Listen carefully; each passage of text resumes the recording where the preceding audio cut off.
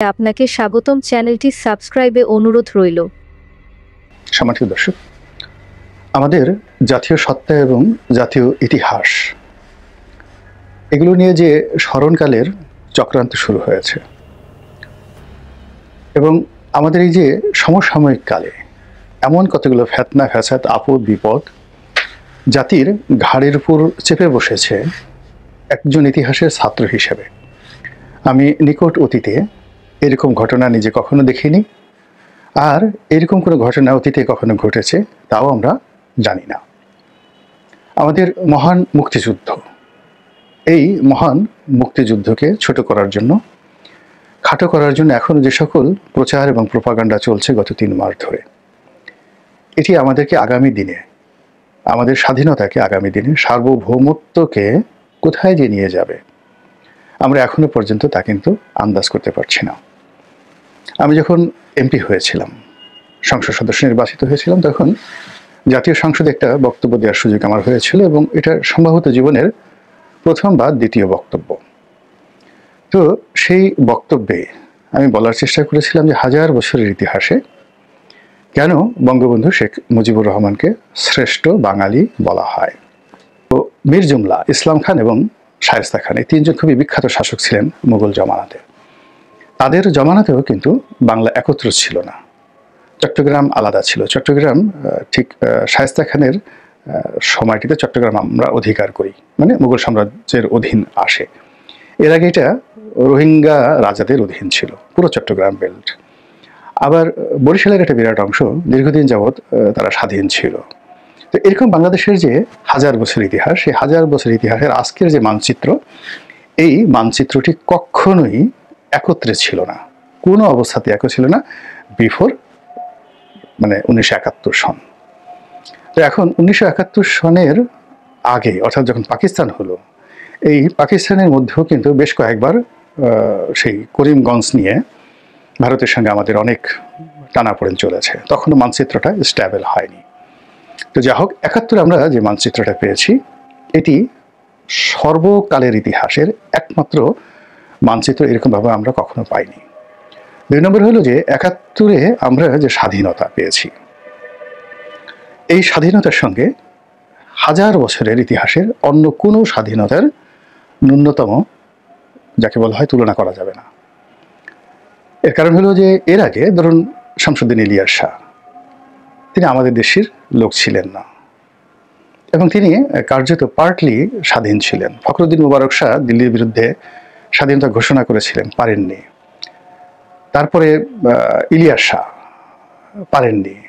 এরপর ধরুন যাকে বলা হয় এই এলাকাতে যেটা হলো হোসেন শাহী বংশ, আলাউদ্দিন হোসেন শাহ, তো তিনি একটা ভালো শাসন ব্যবস্থা চালু করেছিলেন, কিন্তু ওরকম কার্যত তিনি স্বাধীন ছিলেন, কিন্তু এই যে বাংলার যে এখন যে অবস্থা, এরকম ছিল না। ওই ইতিহাসের থেকে সম্পূর্ণ একটা নতুন ইতিহাস রচিত হয়েছে 1971 সনে, যে ইতিহাসের পেছনে অন্ততপক্ষে 20 বছরের কন্টিনিউয়াস সংগ্রাম ছিল।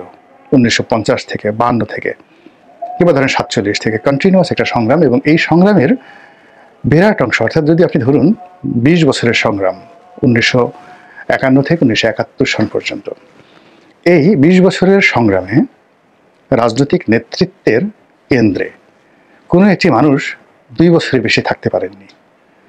সেটি হোসেন শহীদ সোহরাওয়ার্দীর কথা বলেন, কিংবা মৌলানা আব্দুল হামিদ খান ভাসানীর কথা বলেন, অথবা আপনি শেরে বাংলা ফজলুল হকের কথা বলেন, বঙ্গবন্ধুর কথা বলেন। তো এখন এই বঙ্গবন্ধুকে বাদ দিয়ে বাকি যে নেতৃত্ব বলেন, তারা তাদের দল, তাদের ব্যক্তিগত কারিশমা এবং তাদের রাজনৈতিক নেতৃত্বের যে ম্যাগনেটিক পাওয়ার, এটি নট মোর দ্যান 24 মান্থস, 24 মাসের বেশি তারা কেউ শীর্ষ পর্যায়ে ছিলেন না।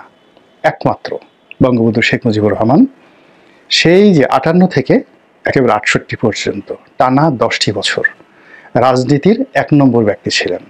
1 নম্বর ব্যক্তি ছিলেন, যেটি স্বাধীনতা পূর্ববর্তী যে 20 বছরের ইতিহাস, সেখানে তার মতো করে এইরকম 10 বছর কন্টিনিউয়াসলি জাতির অবিসংবাদিত নেতা, ওনলি ওয়ান।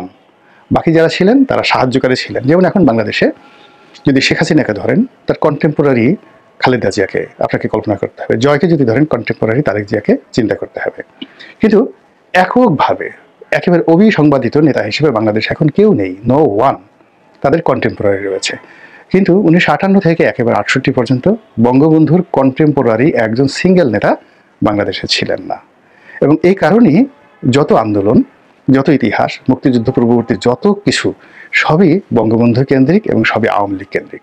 এখানে আমরা এখন অনেকে ফাউন্ডিং ফাদার বানানোর চেষ্টা করছি, অনেকের যে ভূমিকা সেটিকে আমরা বড় করার চেষ্টা করছি, আওয়ামী লীগের যে হালামলের ব্যর্থতা, দুর্নীতি, অনিয়ম, পরাজয়, এগুলোকে কেন্দ্র করে ক্রোধের বসে। কিন্তু ইতিহাসের যদি পর্যালোচনা করেন তাহলে আপনি দেখবেন যে আওয়ামী লীগের সঙ্গে সিপিবির, আওয়ামী লীগের সঙ্গে ভাসানী ন্যাপের, আওয়ামী লীগের সঙ্গে মুসলিম লীগের, আওয়ামী লীগের সঙ্গে ধরেন সেই অন্যান্য যে সকল ছোট ছোট পার্টি আছে, কমিউনিস্ট পার্টি আছেন, পূর্ব বাংলা সর্বহারা পার্টি আছেন, এরকম 100 পার্টি ছিল 58 থেকে 68 সন পর্যন্ত।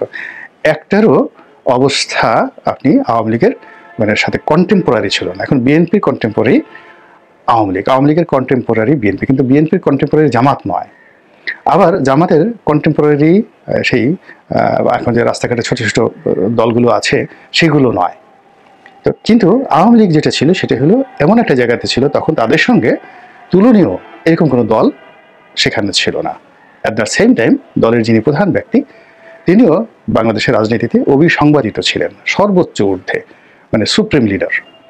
আবার তার নিজের দলের মধ্যে, এখন আমরা তাজউদ্দিন সাহেবকে নিয়ে কথা বলছি, সবাই কথা বলছি, সবাই ছিলেন যাকে বলা হয় তার শিষ্য, তার ভাবধারায় তার একান্ত অনুগত এবং তারই হাতে সৃষ্টি করা রাজনৈতিক নেতা।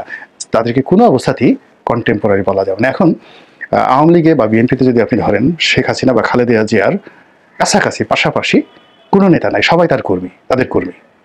সেটা মির্জা ফখরুল বলেন, ওয়াদুল কাদের বলেন, সবাই এদের কর্মী। ঠিক ওইরকম বঙ্গবন্ধুর সাথে মুক্তিযুদ্ধকালীন সময় জাতীয় চায়ের নেতা বলি, যা কিছু বলি, সবাই বঙ্গবন্ধুর কর্মী ছিলেন, ফলে তাকে তুলনা করা যাবে না। এই কারণে বলা হয় যে আমাদের যে মুক্তিযুদ্ধ, এই মুক্তিযুদ্ধের সঙ্গে আর কোনো কিছুরই তুলনা করা যাবে না। আর আমাদের যে নেতা বঙ্গবন্ধু, তার যে ইতিহাস, এই ইতিহাসের সঙ্গে আর কারোর ইতিহাস তুলনা করা যাবে না, সামঞ্জস্য নয়। সবার ভিন্ন ইতিহাস রয়েছে, সফলতা রয়েছে, তারপরে শেষে ইতিহাস রয়েছে, ঐতিহ্য রয়েছে, কিন্তু বঙ্গবন্ধুর মতো নয়। তো বাংলাদেশ, স্বাধীন বাংলাদেশ, মুক্তিযুদ্ধ, বঙ্গবন্ধু, এটা একটা অনন্য ইতিহাস এবং এই ইতিহাস কিয়ামত পর্যন্ত এই জমিনে থেকে যাবে।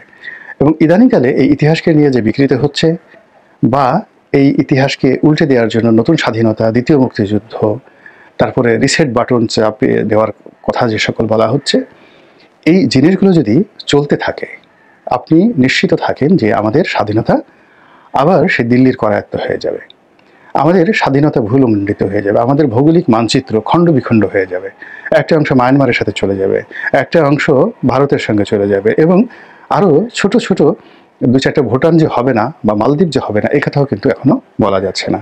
তো কাজেই আপনি যখন গভীর সমুদ্রে পড়ে যান, তখন আপনার যে লাইফ জ্যাকেটটা থাকে, তদ্রূপ এইরকম এই জাতির যে লাইফ জ্যাকেট, সেই লাইফ জ্যাকেট হলো আমাদের মহান মুক্তিযুদ্ধ এবং মুক্তিযুদ্ধের ইতিহাস। এবং সেই ইতিহাসের জনক, সেই ইতিহাসের যাকে বলা হয় স্থপতি, সেই ইতিহাসের নেতা বঙ্গবন্ধু শেখ মুজিবুর রহমান। এই জিনিসগুলো মাথার মধ্যে ঢুকাতে হবে আপনার আমার সকলের স্বার্থে। আর এখানে যারা আঘাত করছেন তারা বয়সে নবীন এবং না বুঝে, আর যারা আঘাত করছেন বয়সে প্রবীণ, তারা বিদ্বেষ প্রসূত এবং পাকিস্তানের পক্ষ হয়ে কিংবা ভারতের পক্ষ হয়ে অতীতের পরাজয়ের তাদের যে গ্লানি, সেই গ্লানিটা মুছে দেওয়ার জন্য।